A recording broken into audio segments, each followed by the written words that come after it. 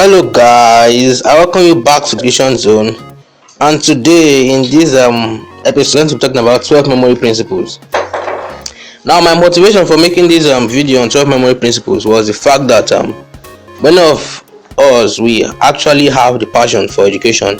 We want to read, we want to study, we want to understand what we are reading, but the issue is that we actually have issues understanding everything we study, because most of the time, even when we try studying, we don't have methods by which we can understand things fully.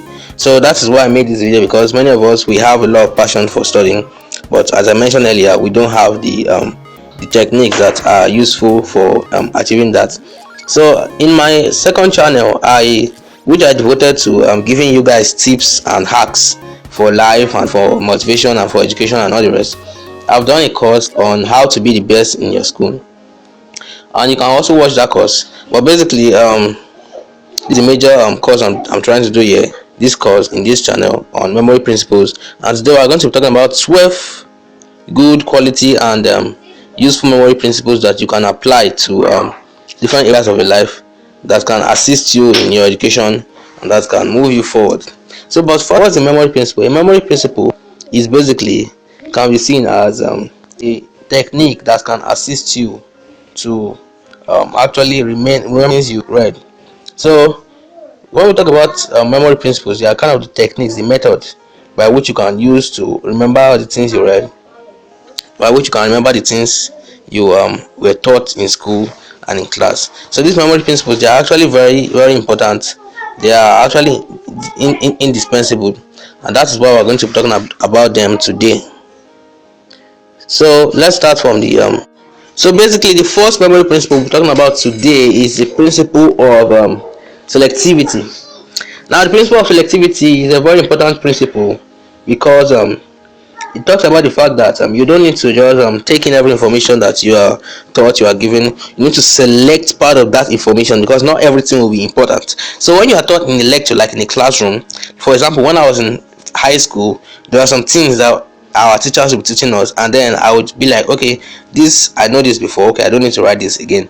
And then I can be like, okay, that's a concept that I'm hearing for the first time, then I'll write it down. So that's the principle of selectivity. You can apply it even more in more areas of your life, so as to make sure that you don't end up spending time on redundant parts. For example, when I'm taking an online course, I look at the course. Have I studied this thing before? Am I aware of this concept to at least 50%? And if I'm aware of it to at least 50%, I would rather go for a tougher course. So it's not worth it if you keep taking in information that you're already aware of. So always make sure you are taking in new information, so that you keep learning.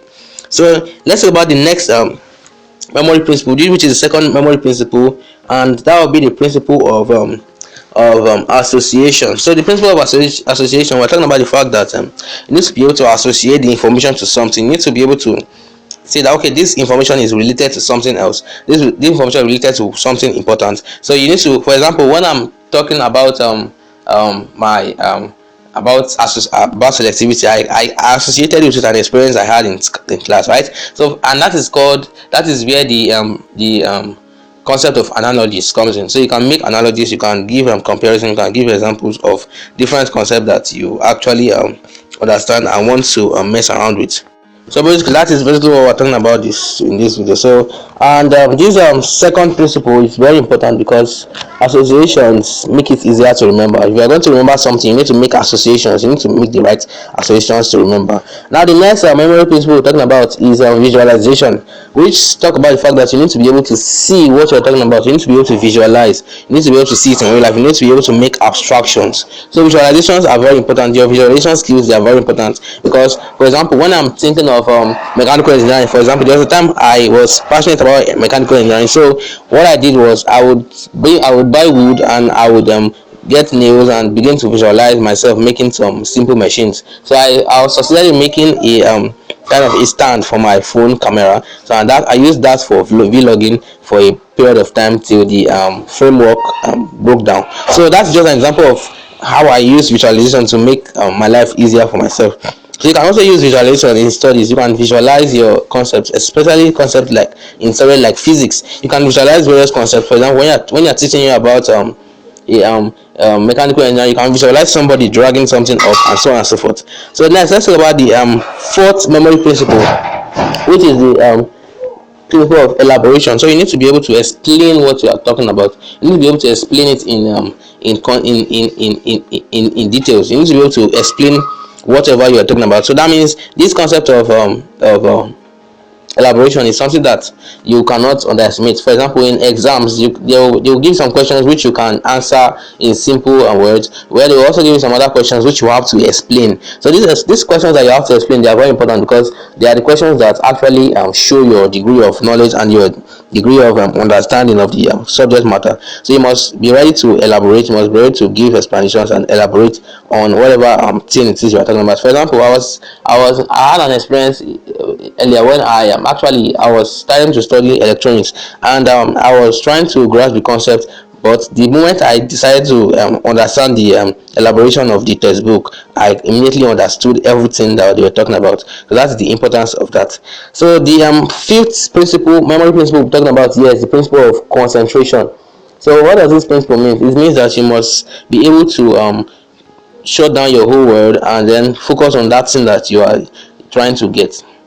So it occurs in every day of our life. You cannot be a jack of all trades and expect to be a master of all. So that is something you need to always remember. So if you are going to understand something, you have to put your all in it. Our brain is it's kind of like the amount of work you can put inside, the amount of the thorough focus and concentration you can devote to something. That would determine the amount of understanding you will get. So if you are mathematically inclined, I would simply say the cruise of the matter is this: your understanding is directly proportional to your concentration. So always set things aside and focus on your studies. So next, let's talk about the sixth memory principle, which is recitations. Now this doesn't just have to do with piano, though they are often recitations, but basically it has to do with every other aspect of learning. So for example, even mathematics, English, and so on and so forth, you can recite some familiar phrases and you can get them stuck in your head. They can even form musical terms with them, and they become earworms. So this recitation, I apply it a lot. You can use music, you can form a definition into musical phrase and begin to sing the tune, and then you notice that you don't forget it. So this is something that is actually very practical. In choirs, people are able to remember long phrases, long song music passages, because of the fact that they have been able to associate the words with a particular tune. So you can take that to your advantage, and your progress will be limitless and effortless. So I hope you understand that concept of recitations. Now this recitations is something that you can actually start from just setting up simple tunes. You don't have to know music, but you can just start from somewhere. So next, the seventh memory principle we're talking about here is the principle of intention. So the principle of intention states that you need to have a intention, you need to have a reason. So what is your reason of doing what you are doing? So apart from recitation, you need to have an intention. What is your reason of studying? What's your reason for sitting for that course? What's your reason for doing what you are doing? So you need to have an intention. An intention that must be reasonable, that must be justifiable, an intention that has a convincing property. So it must be cogent enough to convince even yourself. So if you cannot convince yourself why you are doing something, then there's no point doing it. So if you are sitting for a mathematics course and you don't know why you are doing it, so you would not be inclined to put in the most effort into that course. But if you are able to tell yourself that, okay, this is why I'm studying mathematics, and I like it. There's a particular video on YouTube where I talk about why you are studying differential calculus. You can check it out. Just type in why you are studying differential calculus. You will see a video on that on YouTube. So these why questions, they are very important. So the eighth memory principle we're talking about here today is the principle of framing. So what does that mean? You need to be able to frame.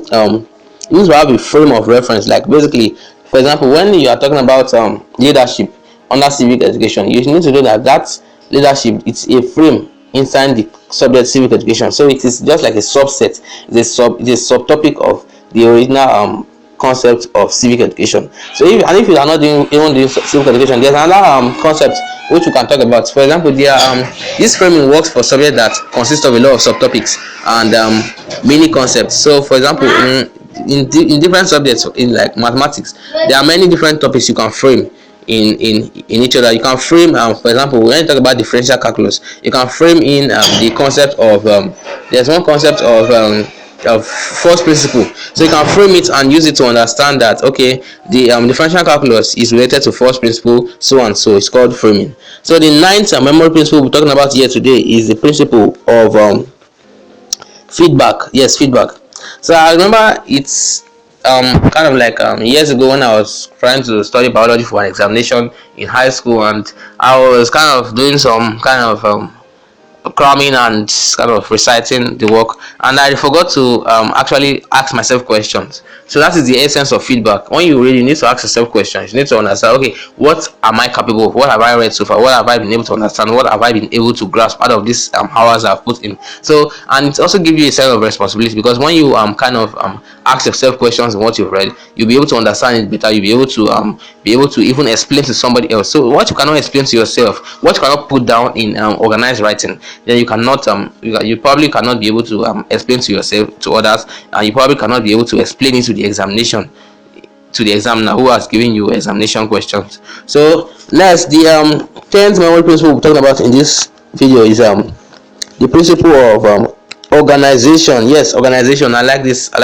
Organization is very, very indispensable. It's kind of like inevitable in everything you are going to do in your academics, because organization is kind of like the main reason. It's kind of the reason why you are actually going to succeed, because, and it is a factor, a very important factor, because, for example, I remember when I was in secondary school, I was doing a lot of reading and I was not organizing my work. For example, I will read and I'll put my books somewhere, and then I'll be looking for them in another day. So but when I was sitting for my final examinations and I began to organize, then everything became clearer to me. I began to understand the subject. I began to respond more in classes. I began to have more memory, because I was able to associate that, okay, this is where the book is, and my mind can even travel to where it is, and then it reduces the time I will take to be looking for those books. I can just get them, and then I'll be able to get more done in a particular instance of time. So organization is very important. That's kind of like the first thing you should get done.